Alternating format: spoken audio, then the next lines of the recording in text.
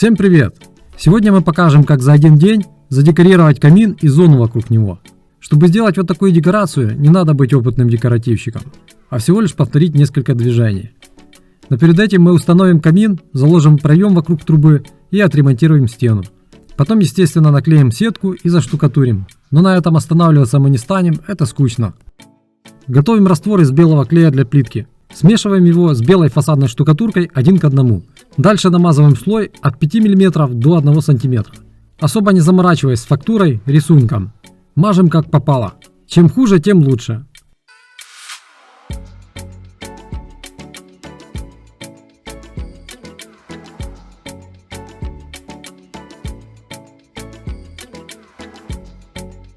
После процарапаем куском кабеля или еще какой-нибудь ерундой швы. Тоже в произвольном порядке. У нас получится имитация римской кладки песчаника.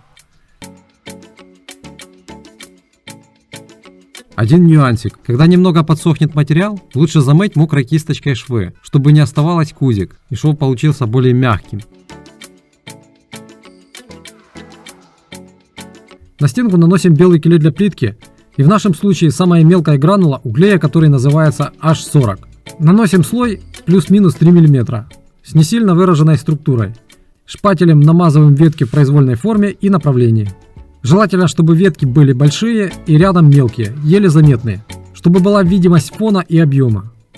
К этим веткам местами добавляем где-то цветы, где-то листья, достаточно схематично, отлипом шпателя или кельмы. И на этом в первый день все. Если не учитывать время на установку камина и на ремонт стены, то у нас на нанесение декоративки уходит всего полдня.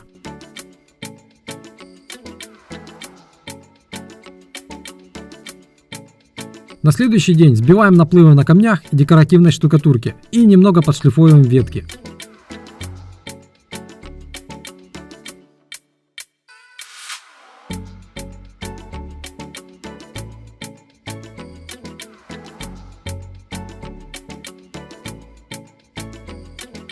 После этой нехитрой операции будем красить, используя акриловый лак. Можно использовать лессировочный лак, но мы будем красить акриловым лаком для дерева. Колируем чистой охрой. Делаем достаточно насыщенный цвет, так как мы его будем растирать и он сильно посветлеет. На ветках и листьях оставляем больше лака, фон растираем. Но я еще подрисовал этим же лаком несколько листьев и веток, так как мне показалось, что не хватает их концентрации.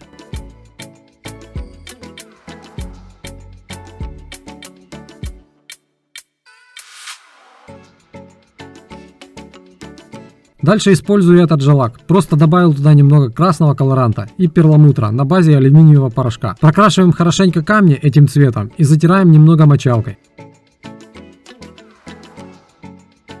Дальше берем немного этого же лака, которым мы красили камни, добавляем туда белую краску и полусухой кистью прокрашиваем камни по верхам.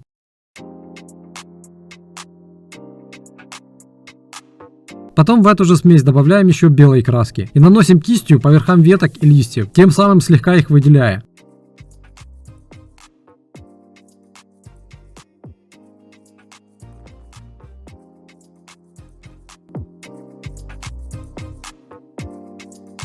Потом берем мокрый шелк на базе титанового порошка, но не алюминиевого. Разбавляем водой 1 к 1.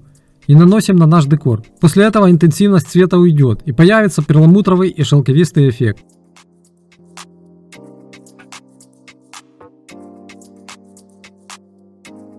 Для того, чтобы оживить камень, берем немного мокрого шелка на основе алюминиевого порошка.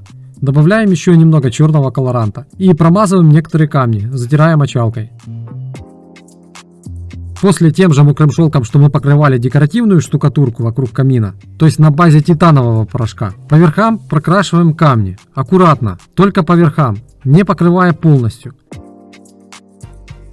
Получится вот такой переливистый эффект, очень напоминающий натуральный камень. И эта покраска у меня заняла тоже полдня. В итоге за один рабочий день можно задекорировать камин. И наша постоянная рубрика «Инстасамка».